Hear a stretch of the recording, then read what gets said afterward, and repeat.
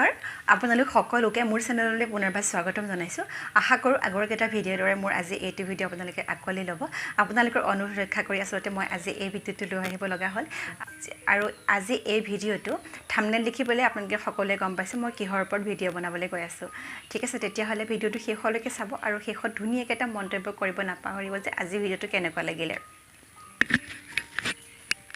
আৰু যেতিয়া মই কিউএনএ এটা শিতান ৰাখিছিলো সেই শিতানটোত বহুতে আসলতে কমেন্ট কৰিছিলে যে আপোনাৰ লাভ ষ্টৰী বিষয়ে জনাব আপুনি কেনেকৈ চিনাকি হৈছিল বা সকলোবোৰ জনাব আৰু সেই ভিডিঅ'টোত মই মোৰ ব্যক্তিগত জীৱনৰ বিষয়ে সকলোখিনি কৈছিলো আপোনালোকক তাৰ পাছতো সেই একেজন ব্যক্তিয়ে আজি লৈকে কিছুমান ভিডিঅ'ত মোক মানে অনুৰোধ জনায় যে এনেকুৱা ধৰণৰ ভিডিঅ' আপুনি আমাৰ ওচৰলৈ লৈ আহিব লাগে সেইভাবে ভাবিলো আজি সেই উপযুক্ত সময় আপোনালোকৰ ওচৰলৈ মোৰ এই ভিডিঅ'টো লৈ আহা আজি এই ভিডিঅ'টো হয়তো দুটা খণ্ডত মই ভাগ কৰিব পাৰো যদি 15 মিনিটতকৈ বেছি সময় প্ৰয়োজন হয় তেতিয়া হলে মই দুটা খণ্ড কৰিম যদি তাতকৈ সোনকালে কৈ শেষ হয় তেতিয়া হলে মই এটা খণ্ডতে শেষ কৰিম কাৰণ কিয় 5 বছৰ ধৰি পেলাই থকা এটা সম্পৰ্ক 10 মিনিট বা 15 মিনিটৰ ভিতৰত শেষ কৰি দিব নোৱাৰি আসলতে সেইভাবে মই দুটা খণ্ড কৰিম বুলি কৈছো আশা কৰো আপোনালোকে দুটা খণ্ড যাতে আকোৱালি লয় মৰমেৰে আৰু আগৰ দৰে ঠিক আছে তেতিয়া হলে আহক ভিডিঅ'টো আৰম্ভ কৰো আৰু সেই দিনটো আছিল 2015 চনৰ 3 আগষ্ট আৰু আছিল বাৰ বুধবাৰ সেই সময়খিনি মোৰ ভালকৈ মনত আছে যেহেতু কোনোবা প্ৰিয়জনক লগ পোৱাৰ প্ৰথম দিনটো আৰু প্ৰথম কথাখিনি সকলোৰে মনত থাকে অকল মোৰ নহয় প্ৰত্যেকজন ব্যক্তিৰ চাগে মনত আছে মই ভাবো সেইভাবে মোৰো আছে সকলোখিনি আৰু তেতিয়া মোৰ বয়স আছিল প্ৰায় 21 বছৰ মই তেতিয়া বিএ ফাইনেল দি পেলাই গৈছিলো কিন্তু ৰিজাল্ট তেতিয়ালৈকে আহা নাছিল আৰু তেতিয়া মই তেওঁক লগ পাইছিলো জামুগুৰি তেজপুৰ জামুগুৰি হাটত আৰু বৰ্তমান এতিয়া জামুগুৰিখন বিশ্বনাথ চাৰিআলি ডিস্ট্ৰিক্টত পৰে তাতে লগ পাইছিলো আৰু সময় আছিল ঠিক আবেলি 3 মান বজাত সেইখিনি আছিল সময় আৰু প্ৰথম লগ পাই বা প্ৰথম দেখা পাই মোৰ মনত অকল মোৰ মনত বুলি নহয় প্ৰত্যেকজন মানুহৰ মনত যেতিয়া আপুনি কোনোবাজন মানুহক লগ পায় সেই মানুহজনৰ প্ৰতি আপোনাৰ ভাৱধাৰা হি দেখা মাত্ৰকে খলনি হৈ যায় ঠিক মোৰো একেই হৈছিল তেক দেখা পোৱাৰ লগে লগে তেওঁৰ আচাৰ ব্যৱহাৰ বা ড্ৰেছ পাতি বা সহজ সৰল ভাৱধাৰাবোৰ চিন্তাধাৰা বা কথাৰ ভংগী এই সকলোবোৰ মানে ভাল লাগা হৈ গৈছিল এজন সাধাৰণ ব্যক্তি হিচাপে তেতিয়া এজোৰ সাধাৰণ ফৰ্মেল ড্ৰেছ পিন্ধিছিল আৰু বৰ বেছি ষ্টেণ্ডাৰ্ড মেইনটেইন কৰা নাছিল যদিও সাধাৰণ কাপোৰজোৰে আৰু বেছি তেওঁক আকৰ্ষণ কৰিছিল আৰু সৰু সৰু দাড়ি আছিল যেহেতু চুলিবোৰ সৰু সৰু আছিল সেইভাবে অলপ বেলেগ এটা লুক দিছিল হয়তো মই বুজাই ক'ব পৰা নাই এতিয়া আপোনালোকক সেই ৰূপটো কেনে ধৰণৰ আছিল যদি আপোনালোকে নিজে অনুভৱ বা কল্পনা কৰিব পাৰিছে হয়তো নিশ্চয় বুজিব পাৰিছে ঠিক আছে তেতিয়া হলে হেয়ে আছিল প্ৰথম মোৰ মনত সোমোৱা ধাৰণাটো তেওঁৰ প্ৰতি ঠিক তেনেদৰে প্ৰথম লগ পালো কিন্তু লগ পালো হয় কোনো কথা বতৰা নোহোৱাকৈ তেনেকৈ সেই দিনটো পাৰ হৈ গৈছিল তাৰ পাছত এনেদৰে দুদিন তিনদিন পাৰ হৈ গ'ল আৰু লাষ্টত অলপ দিনৰ পাছত ফোন নম্বৰ শেয়াৰ কৰিলো এজনে আনজনক ফোন নম্বৰ দিয়া হ'ল কিন্তু ফোন নম্বৰ দিয়া হ'ল যদিও ফোনত কথা পাতা হোৱা নাছিল এদিন মই ফেসবুক কৰি আছিলো ঠিক দুপৰীয়া 12 মান বজাত সেইখিনি সময়ত তেওঁ মন কৰিছিল যে মই কি কামত ব্যস্ত আছো বা কি কৰি আছো তেতিয়া চালে আৰু তেওঁ দেখা পাইছিল যে মই ফেসবুকত ব্যস্ত আছো তাৰ পাছতে তেওঁ মোক সুধিছিল যে আপোনাৰ ফেসবুকত কি নাম আছে জনাব তেনেকৈ মই জনালো যে মোৰ নিৰ্মালী দেৱী বুলি আছে আৰু তেওঁ মোক সাৰ্চ কৰি পেলাই কৈছিল যে আপুনি এটা মোক ফ্ৰেণ্ড ৰিকুৱেষ্ট পঠাওক তেতিয়া মই আসলতে অকমান বেয়া পাইছিলো কাৰণ মই ছোৱালী মানুহজনী হৈ পেলাই ল'ৰা এজনক কিয়নো আগতে ফ্ৰেণ্ড ৰিকুৱেষ্টটো দি পঠাও মোৰ অকমান মই দিবলৈ ইচ্ছুক নাছিলো যদিও শেষত গৈ পেলাই মই দিব লগা হ'ল প্ৰথম ৰিকুৱেষ্টৰ আসলে এনেকৈ পেলাই ৰিকুৱেষ্ট একচেপ্ট হ'ল তাৰছত মই নানান ধৰণৰ পোষ্ট শেয়াৰ কৰিব ললো good evening good morning good night বা মনলৈ অহা কিছুমান পোষ্ট দিলো গুগল এই নানান ধৰণৰ পোষ্ট মানে যেতিয়াই যেটো মনলৈ আহে সেইটোৱে শেয়াৰ কৰিলো আসলতে সেই কামখিনি তেওঁ মুঠে ভাল পোৱা নাছিল আৰু তেওঁ বেছি প্ৰকাশো কৰিব পৰা নাছিল যেহেতু তেনেকুৱা ধৰণৰ কামবোৰ তেওঁ পচন্দ কৰা নাছিলে বুলি মোকনো কেনেকৈ প্ৰকাশ কৰে। হঠাৎ এখন ফটো দিলোঁ আৰু সেই ফটোখন আছিলে এগৰাকী ছোৱালী পেলাই মানে এনেকৈ মন মাৰি বহি আছে। মই ফটোখন মানে টেডি টাইপ আছিলে ফটোখন, কিন্তু ফটোখন বৰ দুখ লগা আছিলে। আৰু সেই ফটোখনত তেওঁ কমেণ্ট কৰিছিলে যে ইমান দুখ কিহৰ। তাৰপিছত তেনেকৈ পেলাই কমেণ্টটো ফাৰ্ষ্ট কমেণ্ট কৰিছিলে আৰু মই এনেই বুলি দিলোঁ।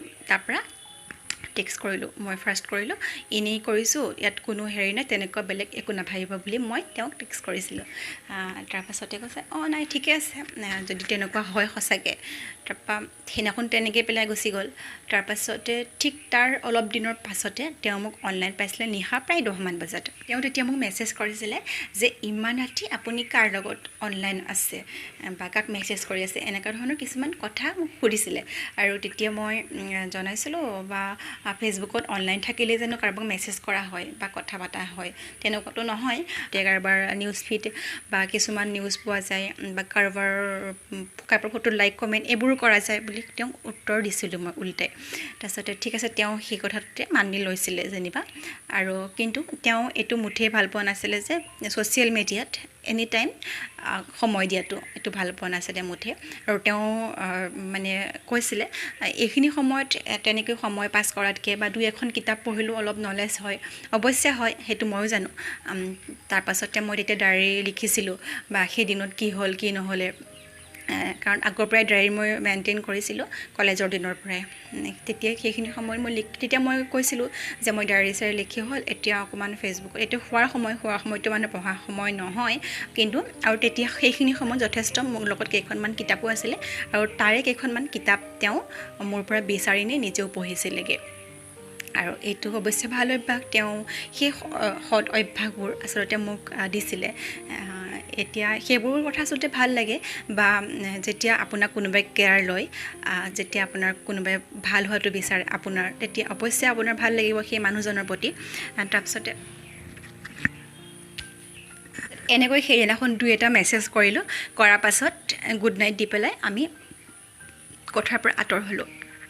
সেইদিনাখনৰ পৰা মাজে মাজে তেওঁক যদি মই অনলাইন পাওঁ মই সুধিব ল'লোঁ যে আপুনি কাৰ লগত অনলাইন আছে, বা তেওঁ যদি মোক এনেকৈ অনলাইন পায় তেতিয়া তেওঁ মোক সুধিব ল'লে কাৰ লগত অনলাইন আছে। নানান ধৰণৰ মানে সময় নাই যে এইটো সময়তে আছে বা সেইটো সময়তে আছে, প্ৰশ্ন সোধা আৰম্ভ কৰিলোঁ। আৰু তেতিয়াৰ পৰাই তেওঁ ভাবিছিলে চাগে কিয় মোক প্ৰশ্ন কৰিলে বা এনেকুৱা লগত অনলাইন আছোঁ, বা ময়ো ভাবিছিলোঁ যে তেওঁ কিয় সুধিব লগা হ'ল মই কাৰ লগত অনলাইন আছোঁ। তেনেকেই কথা বতৰা পতা হ'ল। মোৰ ব্যক্তিগত কিছুমান জীৱনৰ বিষয়ে জনালোঁ বা তেওঁৰো কিছুমান ব্যক্তিগত জীৱনৰ বিষয়ে জনালে, আৰু দুয়োৰো মনোভাৱবোৰ তেনেকৈ বুজি পোৱা হৈ গ'লোঁ।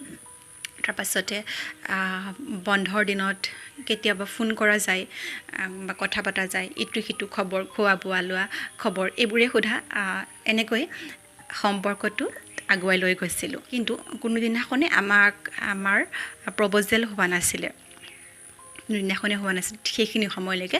ইভেন পাৰ্চনেল যিবোৰ কথা সেইবোৰ কথাও মানে শ্বেয়াৰ কৰিছিলোঁ, মানে ঘৰুৱা কথাবোৰ বা তেওঁৰ ঘৰুৱা কাহিনীবোৰ, মোৰ ঘৰুৱা কাহিনীবোৰ, পঢ়া শুনা পৰা আদি কৰি সৰুৰ পৰা ডাঙৰ কেনেকৈ হ'ল, এই সকলোবোৰ কথা শ্বেয়াৰ কৰা হৈছিলে। তাৰপাছতে তেওঁ হয়তো মোৰ মনত কিছুমান ভাল ভাৱ উদয় হৈছিলে বা মোৰো তেওঁৰ মনত কিছুমান ভাৱধাৰা, ভাল চিন্তাধাৰা আছিলে, সেইবাবে কথাবিলাক শ্বেয়াৰ কৰা হৈছিলে লাহে লাহে। কিন্তু কোনো প্ৰপ'জেল হোৱা নাছিলে সেইখিনি সময়লৈকে। বজাৰ কৰিব গৈছিলোঁ আৰু তেওঁ ঠাণ্ডা দিন আছিলে, কিছুমান প্ৰয়োজনীয় বস্তু যিহেতু ঠাণ্ডা দিন আহিলে প্ৰয়োজন হৈয়ে ল'ব লাগে, সেইবোৰ ল'বৰ কাৰণে আমি দোকান গৈছিলোঁ, মানে বজাৰ কৰিব গৈছিলোঁ। সেই বজাৰ কৰা সময়খিনিত তেওঁ দোকানীজনক যিমানখিনি পইচা দি আছিলে, উল্টাই দোকানীজনে তেওঁক ৰিটাৰ্ণ কৰিব লগা বেছি পইচা দিছিলে, মানে তেওঁ যিমান দিছিলে তাৰ তুলনাত দোকানীজনে বেছিকৈ দিছিলে। কিন্তু তেওঁ সেইখিনি সময়ত চোৱা নাছিলে দোকানীজনে কিমান টকা তেওঁ ৰিটাৰ্ণ কৰিছিলে সেইটো। তাৰপিছত সেইখিনি কিন্তু যেতিয়া তেওঁ আহি পেলাই পাৰ্চ চালে যে তেওঁ উল্টাই যিমান থাকিব লাগে তাতকৈ বেছি আছে তেওঁ তাতে। তাৰপিছতে সেইখিনি অলপ সময় নষ্ট নকৰি পেলাই সেইখিনি তেওঁ উল্টাই গৈ পেলাই দোকানীজনক দি থৈ আহিলে মোৰ চকুৰ সন্মুখতে, আৰু মোক তাতে থৈ পেলাই। আৰু সেই দৃশ্যটো মোৰ বেছি ভাল লাগিছিলে কাৰণ এনেকুৱা আজিকালি মানুহ পাবলৈ বহুত টান হয় আৰু যিকেইজন আছে তেকেইজন সঁচাকৈয়ে সৎ হয়, সৎ মনোভাৱৰ হয় বা সেনেকুৱা মানুহবোৰ আনক ঠগি খোৱা বা এনেকুৱা দগাবাজ নাছিলে। সেইবাবে সেইখিনি সময়ৰ পৰা আৰু বেছি মনত এটা বেলেগ ভাৱৰ উদয় হৈছিলে আৰু ক'ব নোৱাৰাকৈ ময়ো তেওঁক বেছি গুৰুত্ব দিব লৈছিলোঁ, মানে নিজতকৈও। এনেকৈ গৈ আছিলে সম্পৰ্কবোৰ। মোৰো কিছুমান কাম ভাল লাগিছিলে, কিন্তু দুৰ্ভাগ্য এইটোৱে যে মই আজিলৈকে শুনিবলৈ পোৱা নাই যে মোৰ কি ক্ষেত্ৰৰ কাৰণে, কিহৰ কাৰণে তেওঁ মোক ভাল লাগিলে। সেই কথাটো মই আজিলৈকে শুনিবলৈ পোৱা নাই, কিন্তু হয়তো কাৰোবাক চাগে কয়, কিন্তু মোৰ আগত নিজে প্ৰকাশ কৰা নাই। অৱশ্যে ময়ো কৰা নাই সেইবোৰ কিছুমান কথা, আৰু এতিয়া ভিডিঅ' যোগে যিহেতু ক'ব লগা হ'ল সেইবাবে কৈ দিছোঁ আৰু যিবোৰ ভাল লাগিছিলে বা মনৰ ভাৱবোৰ। আৰু এনেকৈ সময়বোৰ পাৰ কৰিলোঁ। না আমাৰ সম্পৰ্কটো বন্ধুত্ব হিচাপে আছিলে, না কিবা ডাঙৰ কিবা সম্পৰ্ক হিচাপে আছিলে, না লাভ ৰিলেশ্যনত আছিল, তেনেকুৱা একো নাছিলে। জাষ্ট ইজনে সিজনে বুজি পাইছিলোঁ, সিমানখিনিতে আমাৰ সম্পৰ্কটো গতি কৰি আছিলে। তাৰপিছত এদিন আমাৰ ঘৰত গ'ল, তাৰপিছত সেইদিনাখন আছিলে সৰস্বতী পূজা আছিলে, আৰু সেইদিনাখন আছিলে বন্ধৰ বাৰ। পূজাত যিহেতু মই কলেজ পাছ কৰি পেলাই প্ৰথমবাৰৰ কাৰণে পূজাত গৈছিলোঁ, আৰু সেইবাবে তেওঁ মোৰ লগতে পূজাত গৈছিল, আমাৰ ঘৰত সোমাই পেলাই। তাৰপিছত তেওঁ তেতিয়া মোক প্ৰশ্ন কৰিছিলে যে আপোনাৰ ঘৰত এতিয়াতো মই আহিছোঁ, তাৰপাছত যদি আপোনাৰ মা দেউতাই সোধে কোন হয় কি কথা, তেতিয়া আপুনি কি বুলি ক'ব? তেতিয়া মই কওঁ যিটো সঁচা সেইটোৱে ক'ম, আৰু তাত লুকাব লগা কি আছে বা মিছা কথা ক'ব লগা কি আছে। তেনেকৈ পেলাই গ'ল। ঠিক আছে তেতিয়াহ'লে ক'ব আপুনি কি কয় কি নকয়। কিন্তু মাহঁতে সুধিছিলে যদিও মই সকলোখিনি ক'লোঁ কি হয় কি নহয়। মাহঁতেও তেনেকুৱা বৰ বেছিকৈ একো দকে ভবা নাছিলে, আহিছে চিনাকি বা এনেকুৱা কিবা বুলি ভাবিছিলে, যিহেতু ছোৱালীও ডাঙৰ হৈছে সেইখিনি সময়ত জানেই। কিন্তু তেওঁলোকে ভাবিছিলে যদিও মোক একো কোৱা নাই। আমাৰ ঘৰত যোৱাৰ পাছৰ পৰাই তই আৰু তুমিলে আহিলে আমাৰ সম্বন্ধবোৰ। তাৰপিছত তেতিয়াৰ পৰাই তেওঁ মোক তই মাতিব ধৰিলে, আৰু মই তেওঁক আপুনি বুলি সম্বোধন কৰিছিলোঁ যদিও তেওঁ তেতিয়া কৈছিলে যে আপুনি মাতাৰ প্ৰয়োজন নাই, যদি মোক সন্মান কৰিব নালাগে, মোক মৰম কৰিলে হ'ল। এনেকৈ পেলাই কিবা এটা মেছেজ কৰিছিলে মোক, মই আপুনি বুলি কোৱাৰ পাছত সেইদিনাখনৰ পৰা। কিন্তু সহজে আপুনিৰ পৰা তুমিলৈ আনিব পৰা নাছিলোঁ যদিও মাজে সময়ে আপুনিটো ওলাই গৈছিলে। উপায় নাই, কাৰণ বহুত দিন তেনেকৈ মাতাৰ পাছত পটককৈ তুমি বুলি কোৱাটো কাৰোবাক সহজ কথা নহয়, বা তেওঁৰো তেনেকৈ পটককৈ এটা সম্বন্ধ এনেকৈ গঢ়ি তুলিব নোৱাৰে, বা তই বুলি ক'বলৈ বা তুমি বুলি ক'বলৈ পটককৈ নোৱাৰিছিলে, যদিও লাহে লাহে সেইটো অভ্যাস হৈছিলে। যেতিয়াই আমাৰ সম্বন্ধবোৰ যেতিয়া আমাৰ সম্বন্ধটো আপুনিৰ পৰা তই আৰু তুমিলে আৰম্ভ হ'ব ধৰিলে, তেতিয়া আৰু আমাৰ সম্পৰ্কবোৰ বৰ বেছিকৈ গভীৰ হ'বলৈ ধৰিলে।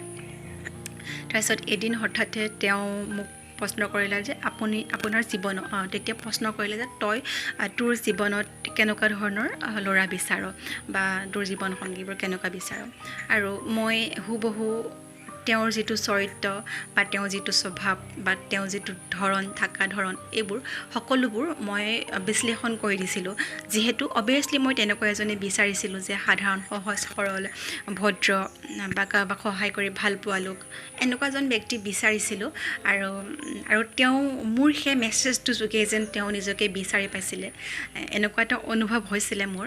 আৰু তাৰপাছত ময়ো সুধিলোঁ তেওঁক আপুনি কেনেকুৱা ধৰণৰ বিচাৰে। তেতিয়া কৈছিলে অৱশ্যে তেওঁ সাধাৰণ সহজ সৰল বা বহুত বেছি লাহবিলাহ ভাল নোপোৱা বা বহুত বেছি কিবাকিবি, মানে যিমানটো আছে সিমানটোৱে। আৰু তেওঁ কোৱা কথাখিনিৰ মাজতো যে মই নিজকে বিচাৰি পাইছিলোঁ। তেতিয়া ওলটাই মই তেওঁক সুধিছিলোঁ যে তেওঁক মই জনাইছিলোঁ যে আপুনি কৰা মেছেজটোৰ ভিতৰতে যে মই নিজকে বিচাৰি পাইছোঁ, এনেকৈ বুলি মই তেওঁক ওলটাই মেছেজটো কৰিছিলোঁ। তাৰপাছতে তেওঁ ওলটাই ৰিপ্লাই কৰিছে যদি তেনেকুৱা হয় তেতিয়াহ'লে ভাল কথা। তাৰপিছত তেতিয়া মোৰ বুজিবলৈ বাকী নাথাকিল, আৰু সম্পূৰ্ণ কথাখিনি বুজি পাইছিলোঁ যদিও আই লাভ ইউ বা কিবা এনেকুৱা ধৰণৰ মেছেজ তেনেকৈ কৰাই হোৱা নাছিলে অৱশ্যে আজিলৈকে। তেনেকেই দুয়োৰে বুজাবুজি আৰু ভাল কথা বতৰাৰ মাজেৰে সম্পৰ্কটো আগবাঢ়ি গৈছিলে।